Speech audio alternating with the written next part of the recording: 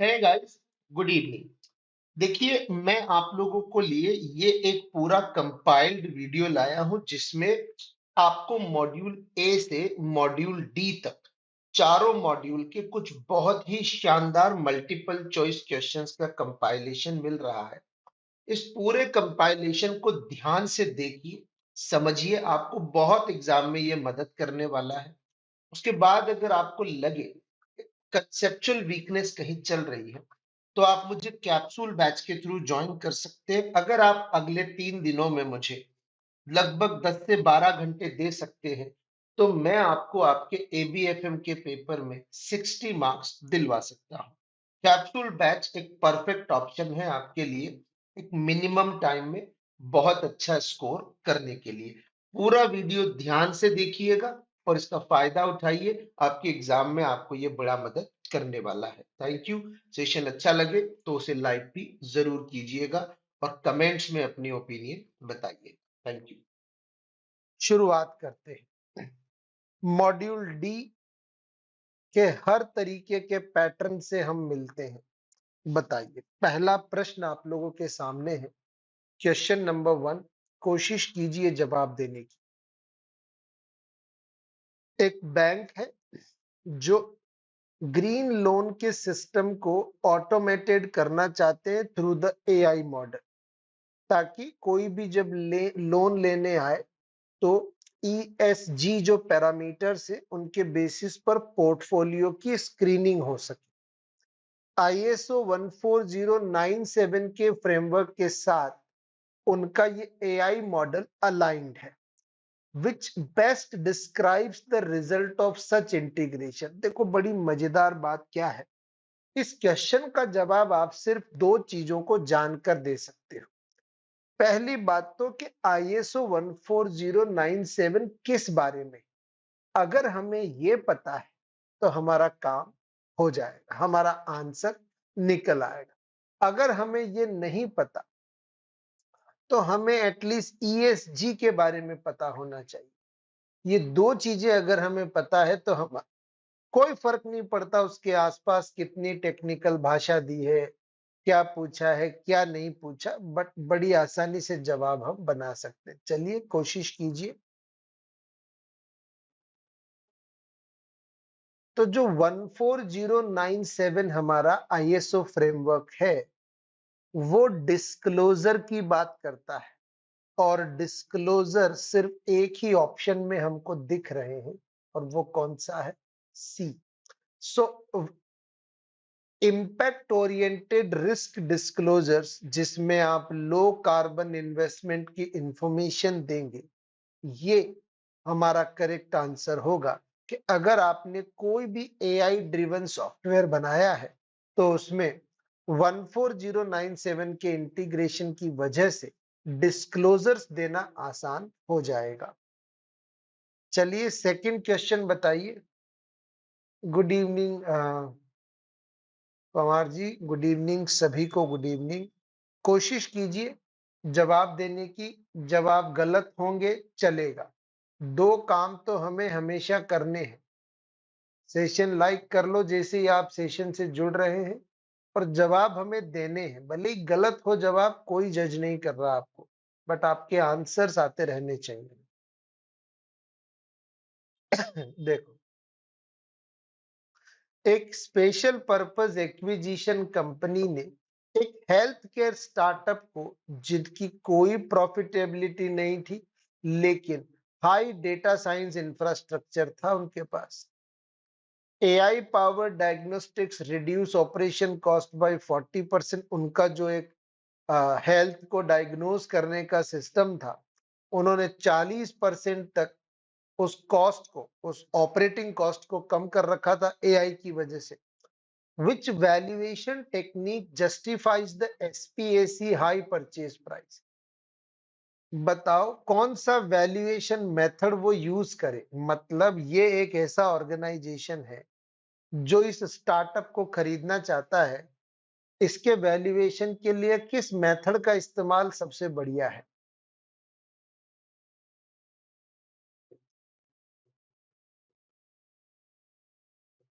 बताइए, कोशिश कीजिए आप। देखो, एक स्टार्टअप है जिसकी कोई प्रॉफिटेबिलिटी नहीं, जब वो प्रॉफिट ही नहीं कमा रहा तो पहला मेथड तो कैंसल हो गया, क्योंकि कैश फ्लो है ही नहीं, प्रॉफिट है ही नहीं। दूसरा ऑप्शन इसलिए कैंसल हो गया क्योंकि स्टार्टअप है, आसानी से एक स्टार्टअप का कंपैरेबल मिलना बहुत मुश्किल है, और फिर वो नई टेक्नोलॉजी पे काम कर रहे हैं। ऐसे ऑर्गेनाइजेशंस जो हैं, इनका सिर्फ एक ही तरीका है वैल्यूएशन का, इनकी सेल्स कितनी है। इनकी सेल्स को बेस बनाकर हम इनकी मार्केट प्राइस निकाल सकते हैं ओनली, क्योंकि भले ये प्रॉफिट नहीं कमा रहे होंगे, पर ये सेल्स कितनी जनरेट कर रहे हैं ये इंपॉर्टेंट है। सो आंसर क्या होगा? सी। चलिए क्वेश्चन नंबर 3 बताइए। जवाब देते चलिए, भले ही गलत हो जाए कोई फर्क नहीं पड़ता। और सेशन लाइक कर लो एक बार, जैसे ही आप पहले चैट सेक्शन को मिनिमाइज कर लो और सेशन को लाइक कर लो, फिर क्वेश्चन नंबर 3 का जवाब दो आप। इनमें से कौन सा स्टेटमेंट वारंट के बारे में सही है? True about warrants.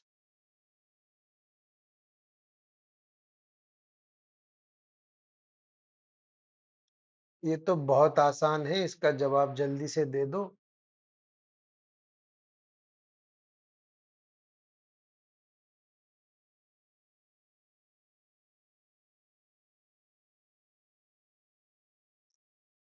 क्या है इसका आंसर?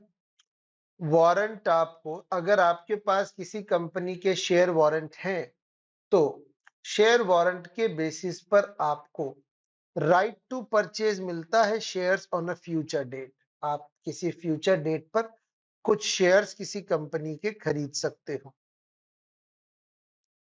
क्वेश्चन नंबर 4 बताइए। GDR, global depository receipt.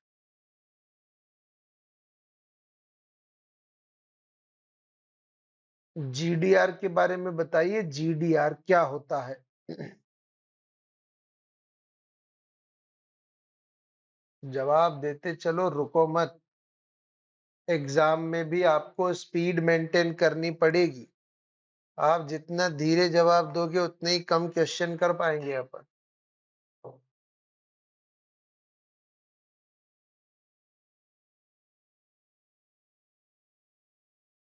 बहुत बढ़िया। ये क्या है? ये ऐसे शेयर्स हैं जिनको हम कहाँ इशू करते हैं? इंटरनेशनल मार्केट में, in the name of GDR. बिल्कुल सही है। एक इंडियन कंपनी जब अपने इक्विटी शेयर किसी विदेशी मार्केट में बेचे तो वो उन्हें जीडीआर के नाम से बेचने पड़ते हैं। बहुत बढ़िया। तीनों ने आपने बिल्कुल सही जवाब दिया है। पवार जी, अवंतिका एंड रेनबो, बिल्कुल सही। क्वेश्चन नंबर 5 का जवाब दीजिए आप।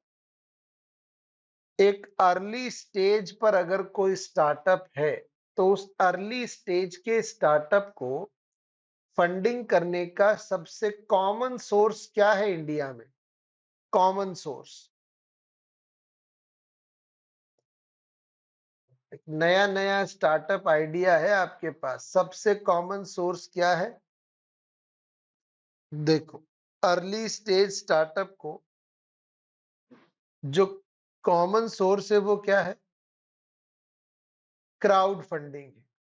मतलब हम अपने आसपास के दोस्तों यारों से, अपनी फ्रेंड एंड फैमिली से थोड़ा पैसा शुरू में इकट्ठा कर लेते हैं। सो सी करेक्ट आंसर है। क्वेश्चन नंबर 6 बताइए। मॉनेटरी वैल्यूएशन के बारे में इनमें से कौन सा आईएसओ है? आईएसओ जो मॉनेटरी वैल्यूएशन की बात करता है। मॉनेटरी वैल्यूएशन की बात करने वाला आईएसओ कौन सा है? ध्यान रखना, 14008। ये क्या है? मॉनेटरी वैल्यूएशन के किसी भी प्रोजेक्ट का मनी वैल्यू में क्या इंपैक्ट होगा, ये आपको 14008 के थ्रू जानने को मिलेगा। 14097 तो अभी थोड़ी देर पहले हमने बात की थी। 14097 तो डिस्क्लोजर के बारे में था। ये डिस्क्लोजर के बारे में क्वेश्चन नहीं है, मनी वैल्यूएशन के बारे में है। तो 14097 तो हमारा आंसर हो ही नहीं सकता। बताओ, क्वेश्चन नंबर 7 बताओ। Seed funding. सीड फंडिंग, एक स्टार्टअप के केस में सीड फंडिंग का क्या मतलब है?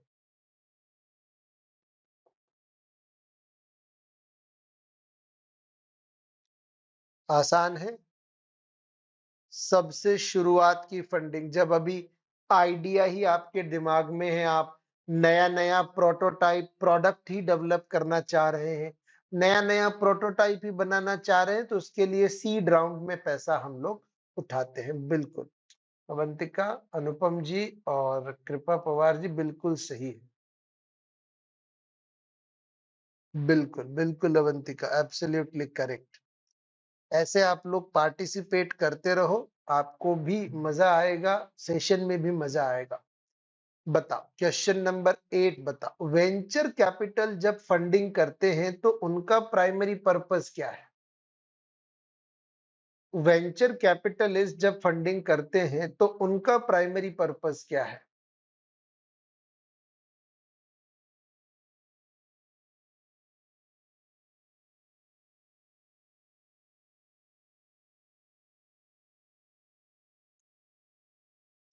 देखो, एक प्राइमरी पर्पस अगर वेंचर कैपिटल की हम बात करें तो वेंचर कैपिटलिस्ट पैसा कब लगाते हैं? वो लगाते हैं ग्रोथ एंड स्केल अप के ऊपर। जब बिजनेस को हमको ग्रो करना हो, स्केल अप करना हो, उस वक्त पैसा इसमें लगाया जाता है। अनुपम जी बिल्कुल सही बात है। और हाँ, फंडिंग के साथ-साथ बिल्कुल गाइडेंस भी देते हैं स्टार्टअप को वेंचर कैपिटल, लेकिन हमें ये पता होना चाहिए कि वेंचर कैपिटलिस्ट इन्वेस्ट कौन-सी स्टेज पे करते हैं। जब आपका बिज़नेस थोड़ा ग्रोथ स्टेज पे होता है, तब पैसा लगाते हैं वेंचर कैपिटलिस्ट। वो शुरुआत में रिसर्च एंड डेवलपमेंट में पैसा नहीं लगाते। चलिए क्वेश्चन नंबर 9 बताइए। इनमें से वो कौन-सा ऑर्गेनाइजेशन है जिसको ये ज़िम्मेदारी दी गई है कि वो टेक्नोलॉजी स्टार्टअप्स को सपोर्ट करे? फाइनेंशियली टेक्नोलॉजी स्टार्टअप्स को सपोर्ट करने के लिए जो फंड्स बनाए गए हैं, उनकी कंट्रोलिंग अथॉरिटी किसे बनाया गया है एक तरीके से?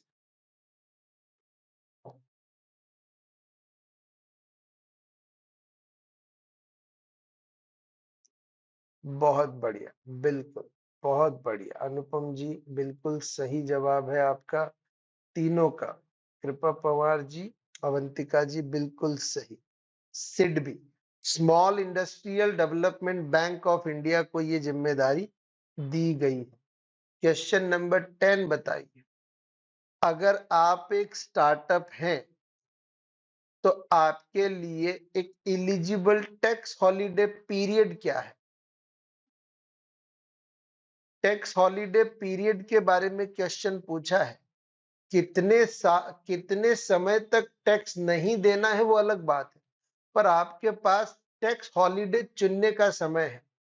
बिल्कुल, दोनों साथियों का बिल्कुल सही जवाब है 10 साल। और हमको पता है 10 में से कोई से भी ऐसे 3 साल आप चुन सकते हो।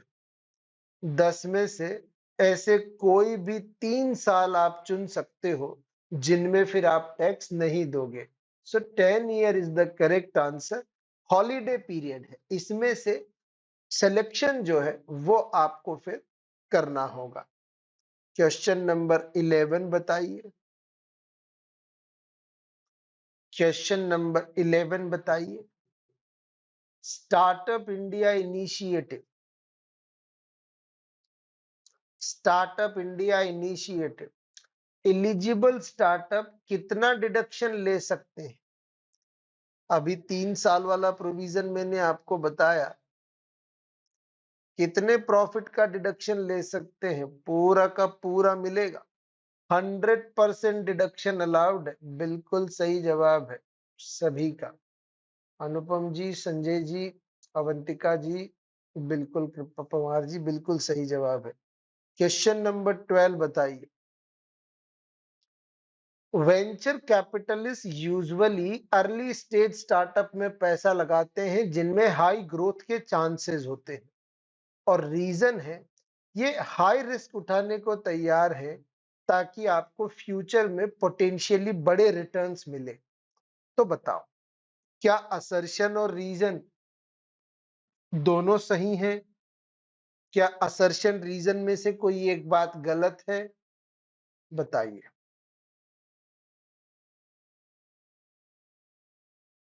और अगर दोनों सही हैं तो क्या दोनों आपस में कनेक्टेड हैं? थोड़ा सा ध्यान से सोचिए। थोड़ा ध्यान से सोचिए तो आपको पता लगेगा कि असर्शन गलत है। अर्ली स्टेज में पैसा नहीं लगाते। वेंचर कैपिटलिस्ट आपको पैसा तब देगा जब आप थोड़े से स्टेबल हो जाएंगे। वो बिल्कुल अर्ली स्टेज पे पैसा लगाता है angel investor. Venture capitalist early stage पे पैसा नहीं लगाता। ऑब्वियसली ग्रोथ तो सभी देखते हैं कि ग्रोथ के चांसेस होंगे तभी पैसा आपको देंगे, तो असर्शन गलत है, पर रीजन जो है वो बिल्कुल सही दिया है उन्होंने। चलो क्वेश्चन नंबर 13 बताइए। बिल्कुल अवंतिका, क्वेश्चन नंबर 13 बताइए। अभी अभी अवंतिका ने कमेंट सेक्शन में भी ये बात लिखी थी कि सर सिर्फ पैसा ही नहीं देते हैं, गाइडेंस भी देते हैं, और इनके पास गाइडेंस तभी देंगे जब इनके पास एक्सपीरियंस होगा। दोनों की दोनों बातें बिल्कुल सही हैं और आपस में कनेक्टेड भी हैं, तो ए हमारा करेक्ट आंसर बनेगा। बताइए। क्वेश्चन नंबर 14 बताइए अब आप। क्वेश्चन नंबर 14 बताइए। न्यूरल नेटवर्क्स जो हैं वो किस चीज से इंस्पायर्ड है? जितने भी एआई टूल हैं आजकल, एआई की बातें बड़े लोग करते हैं, हालांकि कुछ आइडिया बहुत ज्यादा होता नहीं है उन लोगों को, पर एआई की बातें बड़े लोग करते हैं कि किसी टूल पे हमने कुछ रन करके देख लिया, कुछ चला के देख लिया, कोई डॉक्यूमेंट बना के देख लिया तो हमको एआई आता है। एआई न्यूरल नेटवर्क्स पर बेस्ड एक पूरा सिस्टम है, और न्यूरल नेटवर्क्स जो है वो किससे इंस्पायर्ड है? बिल्कुल अवंतिका और कृपा जी, बिल्कुल सही बात है आपकी, और कोशिश बढ़िया की है अनुपम जी और संजय जी ने।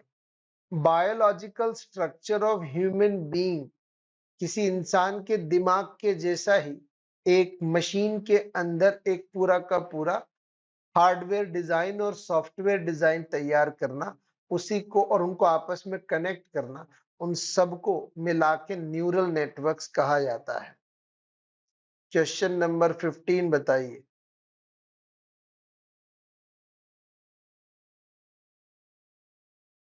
Question number 15, what is convolutional neural network? CNN क्या है? What is CNN?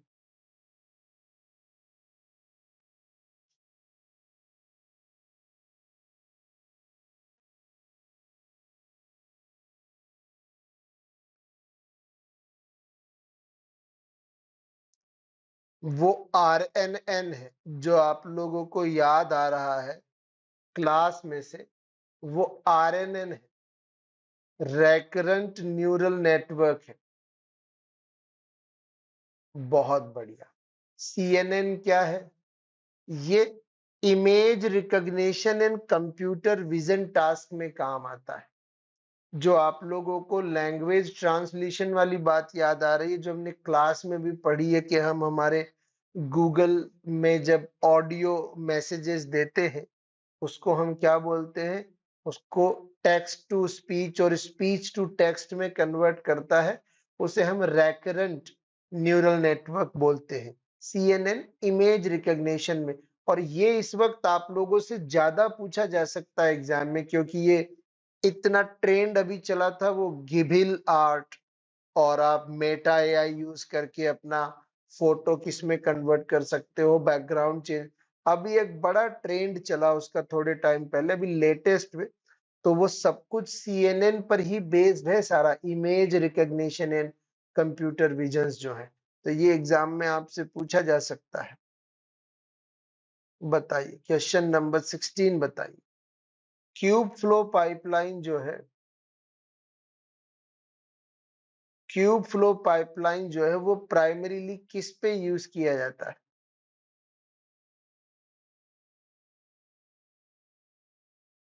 Cube flow pipeline का सीधा सीधा कनेक्शन किसके साथ है? मशीन लर्निंग और उसके थ्रू होने वाले क्यूबरनेट्स यानी इंफॉर्मेशन के पैकेट्स के सर्कुलेशन के साथ ही इसका कंप्लीट लेना देना है।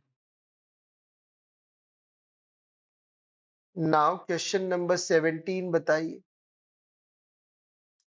क्वेश्चन नंबर 17 अच्छा सवाल है। क्वेश्चन नंबर 17, एक रिटेल कंपनी है जो डैशबोर्ड बना के रखती है अपने सेल्स की परफॉर्मेंस और कस्टमर्स का डेटा मेंटेन करने के लिए। जितनी भी कंपनी आजकल अमेजोन वेब और फ्लिपकार्ट इनके थ्रू जो अपना प्रोडक्ट जब बेचते हैं तो वो पूरा डिटेल रखते हैं। Which following best describes the approach?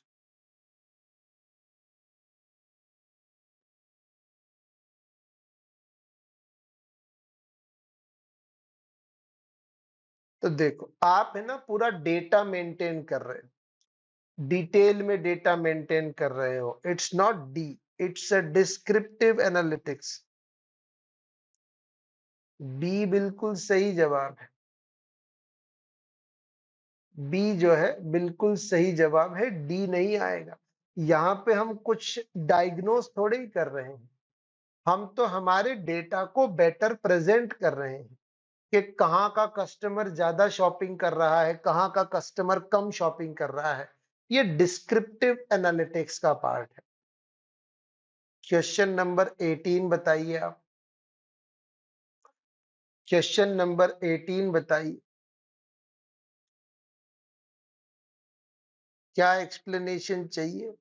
Question number 17 ये कह रहा है अवंतिका हमसे कि आपने है ना एक डैशबोर्ड बना रखा है जिसमें आपको ये पता लगता है कि आपने कितना माल सेल्स किया है, किस ज्योग्राफी के आदमी को सेल्स किया है। तो सारी की सारी डिटेल आपने वहां रिकॉर्ड की हुई है। ऐसा एनालिटिक्स जो डिटेल में सारी की सारी एक्सप्लेनेशन दे उसे डिस्क्रिप्टिव एनालिटिक्स कहते हैं। डायग्नोस्टिक्स तो हम तब करते हैं जब हम कोई कमियां निकालते हैं। बीमारी का पता लगाना डायग्नोस करना कहलाता है। 18 बताइए अब। हम हमारे पेशेंट्स को क्या देते हैं? पर्सनलाइज्ड प्लान देते हैं। Hospital machine learning AI use करता है। इनमें से which of the following challenges is most relevant to implement? क्या चैलेंज आएगा ऐसे प्रिस्क्रिप्टिव? क्या चैलेंज हमारे सामने आएगा इस तरीके से प्रिस्क्रिप्शंस देने में? देखो अस्पताल में आदमी बीमारी का इलाज करवाने आता है, और जब बीमारी का इलाज करवाने आता है तो सबसे बड़ा प्रॉब्लम है कि आप उसका पर्सनल डेटा शेयर नहीं कर सकते किसी सॉफ्टवेयर के साथ, क्योंकि सॉफ्टवेयर से चीजें चोरी हो सकती है। सो data privacy and regulatory compliances को मेंटेन करके रखना एक बड़ा चैलेंज उनके सामने होगा।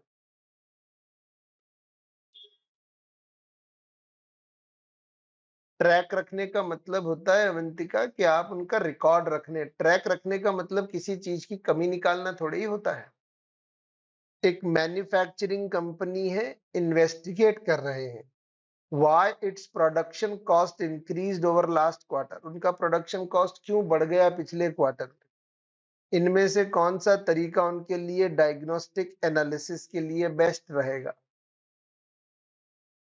तो डायग्नोज करने के लिए सबसे जरूरी है रूट कॉज का पता लगाना। It's a root cause analysis, कि आप जड़ तक जाओ कि आपकी कॉस्ट क्यों बढ़ रही है। That is the diagnostic analytics.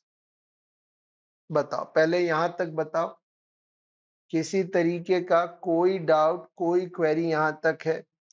अब एक बार सेशन को आप सब लोग पहले लाइक जरूर कर लो, चैट सेक्शन को मिनिमाइज कर लो, सेशन को फटाफट से लाइक कर लो।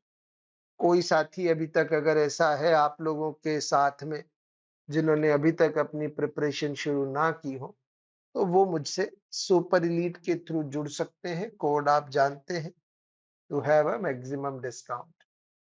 बताइए, चैनल को सब्सक्राइब भी कर लेना, और जिन्होंने सेशन अभी तक लाइक नहीं किया हो वो प्लीज सेशन एक बार लाइक कर ले। फिर हम अगले 30-25 और क्वेश्चंस अभी करेंगे, उनकी तरफ बढ़ते हैं। यहां तक किसी के मन में कोई भी और डाउट है तो वो आप पूछ सकते हैं। कंफर्म करो एक बार कि यहां तक सब ठीक है, फिर हम बात को आगे ले चलेंगे।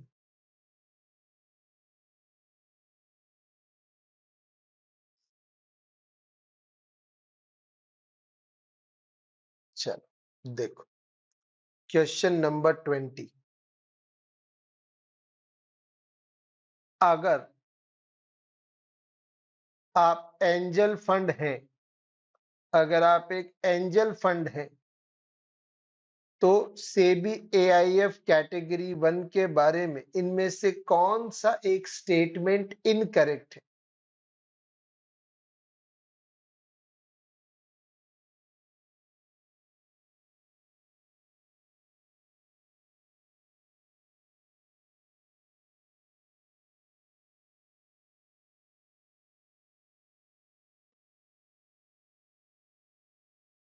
बिल्कुल। देखो, आपके पास ये 25% ही, आप जितना चाहे इन्वेस्ट करें, आप चाहे आप अपना पूरा पैसा एक ही इन्वेस्टमेंट में लगा दें, आपका पैसा है। अगर आप एक पूरा पैसा एक ही स्टार्टअप में लगाना चाहते हैं, कोई आपको नहीं रोक सकता। ऐसे इन्वेस्टमेंट रिस्ट्रिक्शंस कोई नहीं लगाता किसी के ऊपर। 21 बताइए, इनमें से क्या एक स्टार्टअप फंडिंग का स्टेज नहीं है? स्टार्टअप फंडिंग का एक कोई स्टेज इनमें से नहीं है।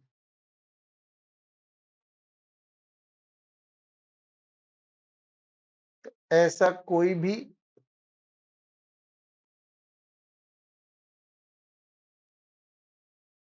सीरीज डी जैसा, ऐसा कोई भी एक फंडिंग स्टेज होता नहीं है। 22 बताइए, बदलती दुनिया है,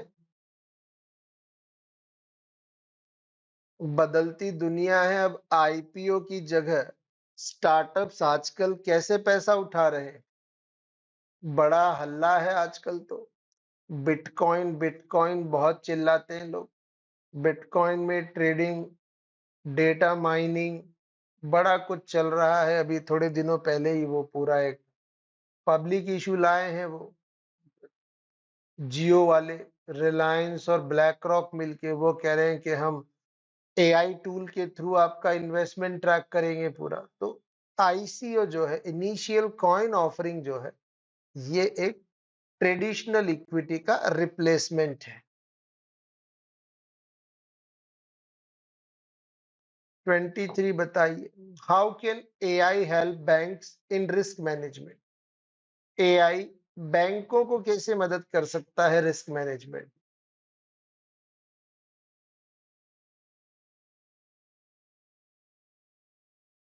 एआई कैसे मदद करेगा रिस्क मैनेजमेंट में बैंक्स को? सबसे आसान है तो, कि कभी भी कोई फ्रॉड अलर्ट है तो उसको तुरंत वो रेड मार्क कर देता है। 24 बताइए, इनमें से ग्रीन फाइनेंसिंग के लिए इस्तेमाल होने वाला एक कॉमन मेथड कौन सा है? ग्रीन फाइनेंसिंग के लिए इस्तेमाल होने वाला कॉमन मेथड कौन सा है? ग्रीन फाइनेंसिंग में जो इस्तेमाल होता है उसे हम म्युनिसिपल बॉन्ड्स कहते हैं। किस नाम से पुकारते हैं इन्हें? Municipal bonds. इन्हें आप लोग ग्रीन बॉन्ड भी कह सकते हो, क्योंकि जो म्युनिसिपल कॉर्पोरेशंस होते हैं, कार्बन क्रेडिट के नाम पे आपको ग्रीन फाइनेंसिंग नहीं मिलेगी। कार्बन क्रेडिट तो एक टर्मिनोलॉजी है जो इस्तेमाल होती है इस काम में कि आपने अपने ऑर्गेनाइजेशन की प्रोडक्शन एक्टिविटी के दौरान कितना कार्बन जो आप प्रोड्यूस करते थे, कितना रिड्यूस कर लिया। कार्बन क्रेडिट का मतलब पैसा नहीं है, यहाँ म्युनिसिपल बॉन्ड आंसर है। बताओ, चलो मैचिंग मैचिंग खेलो। मैचिंग मैचिंग खेलो, सारे के सारे आईएसओ स्टैंडर्ड इस बहाने से आपको याद हो जाएंगे।